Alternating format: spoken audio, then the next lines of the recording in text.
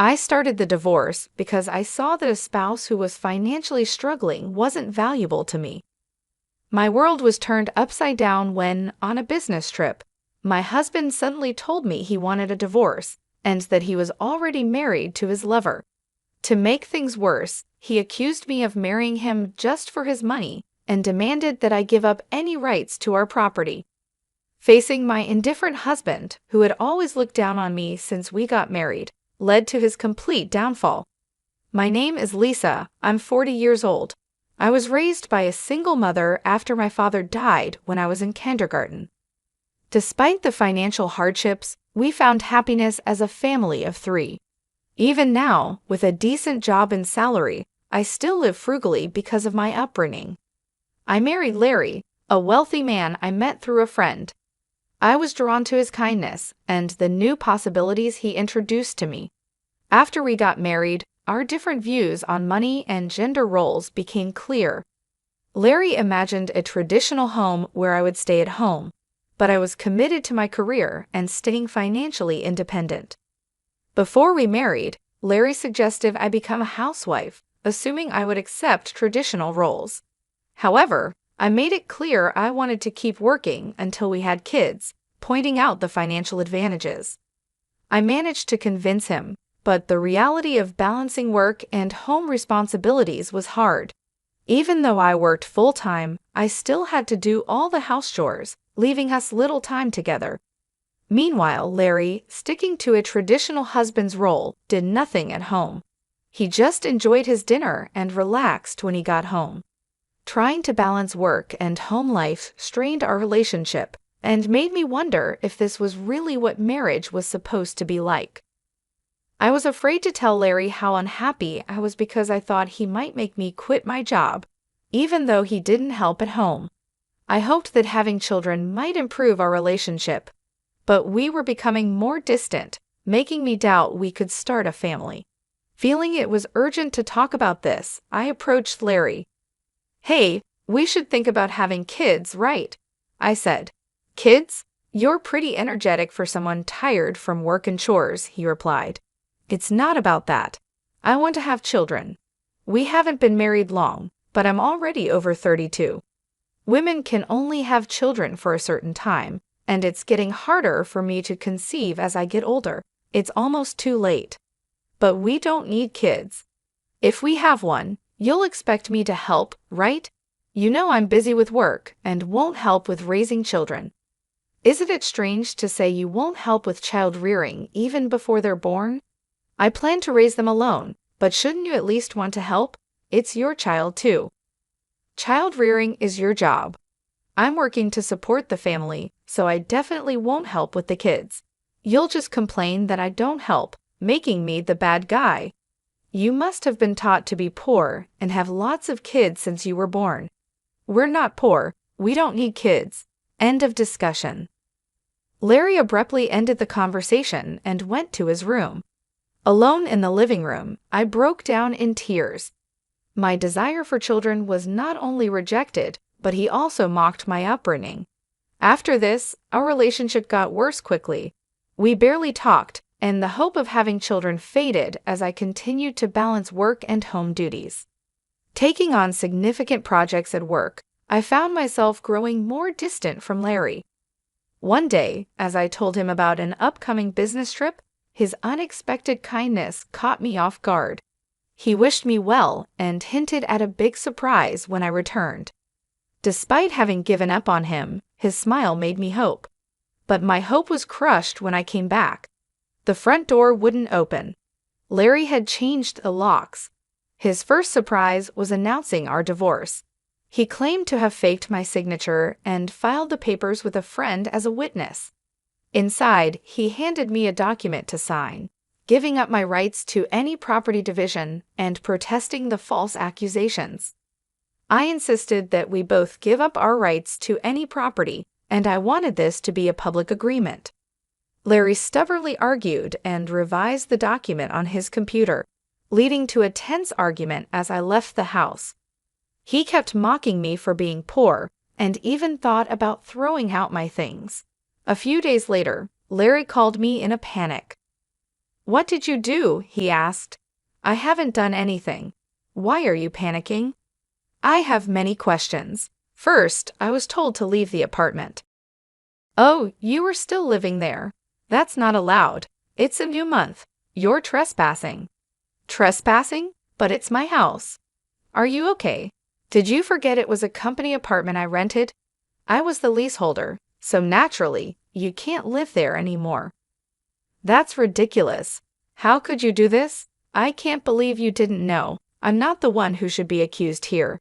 Didn't I tell you that you can't just change the locks of a rental apartment? It's my house. I can change the locks if I want. Didn't you listen? It was my lease. And even if you were the leaseholder, the owner is the apartment manager. You can't change the locks without telling them. Is that so? Also, I ended the lease while you changed the locks. I was allowed to live there until this month. I was planning to return, but now you've unlawfully altered someone else's property, which could be criminal damage. Wait, why did you end it so early? Criminal damage? Is that why the police are at the front door now? I'm too scared to open it. Don't worry, it's probably not for trespassing or criminal damage. It's better to talk to them. Why do I know about the police? Because I reported you for filing the divorce papers yourself. It looks like you've committed crimes like forgery and fraudulent use of a document. Divorce papers can be filed by one person, but only with mutual agreement and personal signatures. Since you forged my signature and the witness, it's clearly a crime. Larry seemed unaware of his guilt. So, the divorce papers you submitted are invalid, and your marriage with Laura can't happen either. How do you know about Laura? Did you think I knew nothing? I hired a private detective agency to investigate your affair with Laura. It was a busy time at work, and coordinating with the agency was tough. Plus, you even held a grand wedding ceremony. While I was supposedly on a business trip, I actually took time off work to do some research and prepare documents because I knew about Larry bringing Laura home. It would have been impossible to gather this evidence while working. After I told Larry everything, he was speechless and seemed quite upset, even over the phone. Then he pleaded with me, "Please don't tell Laura I'm divorced." Why would I? There's no such fact to tell. Really, thank you. Are you misunderstanding something? When did you become divorced? That fake divorce paper is invalid, remember? So legally, you're still my husband, not divorced. What? So since you cheated while still legally my husband, Laura needs to pay compensation. I sent the demand for compensation to her house yesterday by express delivery. She didn't know you were married, right? Then I can't withdraw the claim at this point. I knew Laura believed Larry was single, but I deliberately sent the compensation demand. Laura hasn't contacted me yet, so maybe she hasn't received the letter. It should arrive soon. Should you be on the phone with me when you also have to deal with the police? You're busy. I'll ignore the police. I won't be arrested. I'm going to Laura's house now to get the letter back before she or her family can accept it. He then hung up and probably went straight to Laura's house to wait for the postman at the front door. I knew it would be futile because the letter was sent as registered mail to Laura only.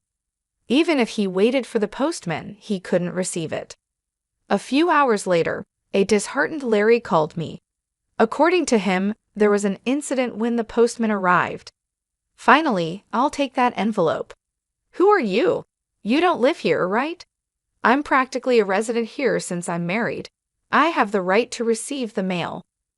I see, but I can't give you this envelope. It's registered mail for Laura only. What? Give it to me? Absolutely not. If you're so eager, ask Laura for permission. What's going on here? Oh, Larry, what's all this noise? Laura, this is registered mail for you. This man insisted on taking it. Sorry for the disturbance. What's this? A demand for compensation? Larry, you were married? What's going on here? Sorry, it's just, she's an ex-wife from a long time ago. I was embarrassed to say I'm divorced. I'm sorry for keeping it a secret, but isn't it strange? We haven't been dating long, and suddenly there's a demand for compensation. If you were divorced before we started dating, there shouldn't be any problem, right? Well, my ex-wife is crazy. Maybe she's demanding compensation out of spite because I got married. That was the excuse he gave, but his lie was soon exposed. The envelope included a letter I wrote along with my contact information, so Laura called me directly. During that call, I told her about the affair, the invalid divorce, and that they had a wedding ceremony while he was still married to me. Although they had a wedding ceremony, they hadn't submitted the marriage registration yet. Larry wanted to submit it on April Fool's Day, so it was still pending. He probably delayed submitting the marriage registration because he was unsure whether the divorce was finalized. After being exposed, Larry left Laura's house and shamelessly contacted me again. I still had something to tell him, so we agreed to meet at a nearby cafe. As soon as I arrived, Larry said, "Lisa, please withdraw the compensation claim. Let's pretend we've been separated for a long time and officially divorced now. I can apologize to Laura for being secretly divorced and maybe cover it up. Do you think I'm desperate to stay married to you? I was going to file for divorce anyway, but since you cheated, you'll pay compensation." Just trying to extort money from me, huh? Typical of the poor. You have such a poor heart, he said. You're talking nonsense. Depending on my answer, everything can change.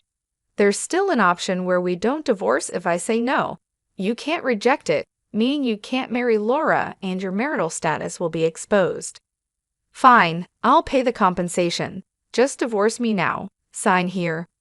Then, about property division. Property division? How much more do you want to take from me?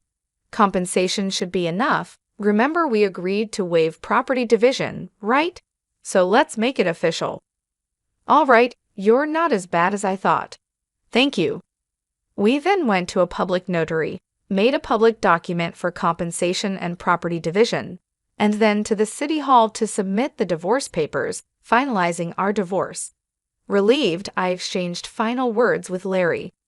Glad we don't have to divide property. What are you saying? I'm the one who benefits from that. By the way, do you even have assets after paying me compensation? Laura will also claim damages. She mentioned charging you for the wedding expenses. That's impossible. I'm marrying Laura. She can't claim that we're divorced now, so there should be no problem. Still living in a fantasy, huh? You committed marriage fraud. You had a wedding while still married. Do you think Laura still believes you? Marriage fraud. That's ridiculous. Laura will believe me. Believe that if you want. I heard from Laura directly. Also, weren't the guests at your wedding paid actors? You still owe them, you know. You know about that? I haven't paid them yet. What does it matter to you? You could have just taken property division and been better off. That's what I wanted to tell you. Even if we had divided property, you would have benefited more. What are you talking about, poor woman? Your family is poor and you only make $230,000 a year, right? Even if you got a raise, it would be barely $30,000. You don't have any property. You keep calling me poor, so I thought you might be mistaken. Yes, my salary is indeed $145,000, but you know I work for a foreign company, right? It seems you have no interest in me, but I became a director of the American branch. It's not $145,000 per year, but per month. $170,000 per month, so that's an annual income of $2.5 million. You're still bad with numbers. How do you manage to keep a job? It's $2.5 million a year. $2.5 million? That can't be true. Of course, I haven't had the chance to spend such an amount, so I've been saving it for the future. The savings from before our marriage aren't part of the property division, but there's still a considerable amount since our marriage.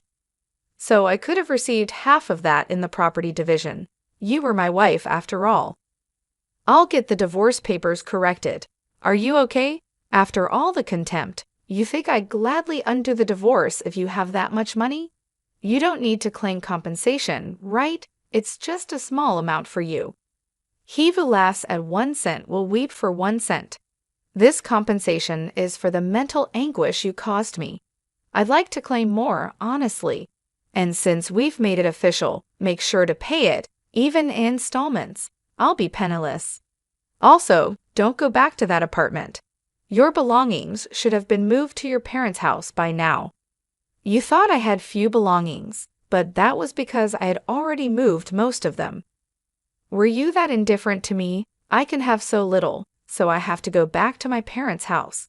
They don't know anything yet, do they? Let me explain. Don't say anything. I already told them everything. It's only fair to explain why we're divorcing. Oh, and your father said never to step over our threshold again, so I have nowhere to go. He collapsed and I left the cafe. Later, I heard he caused trouble at the police station. Despite my advice, he went back to the apartment. He just sat there aimlessly in the empty apartment until the manager called the police, and he was taken away. I'm not sure if it was for obstructing public duties, trespassing, or the falsified divorce papers. Eventually, his parents took responsibility for him. After talking with me and learning about Laura, they decided that apologizing and paying damages to Laura's family came first. They went to Laura's house to apologize, kneeling in front of her family. They settled everything without pressing charges for marriage fraud, even paying for the wedding expenses. I had expected them to sue, so it was disappointing they didn't.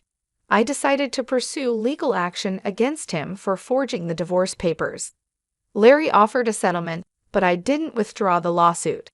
I didn't want him to think everything could be solved with money. I wanted him to be convicted and understand the gravity of his actions, even if it cost time and money. I left everything to my lawyer, so it wasn't too burdensome for me. Even though it took time, Larry, exposed for his actions and the marriage fraud, couldn't stay at his company anymore. After being detained by the police and subsequently absent without leave, he was eventually fired. He ended up living at his parents' home, working all day at a relative's construction company. His father took all his earnings, leaving him with no income. I thought his parents wouldn't abandon him, but they were stricter than I expected. They paid my compensation and Laura's compensation, planning to make him work hard until he repaid everything. He lived in a shed-like place with no electricity, receiving only $10 per day for food, deducted from his salary. They planned to kick him out once he'd repaid everything, a harsh fate.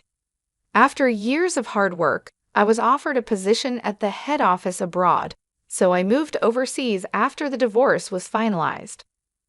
I worried that Larry might come to me for help or harbor resentment, but moving abroad alleviated those concerns. Initially, I thought work would be my sole companion for a while, but life took an unexpected turn. I soon found myself in a new relationship. I am now dating a foreign executive at our head office. Things have progressed quickly and I'm pregnant with plans to marry soon.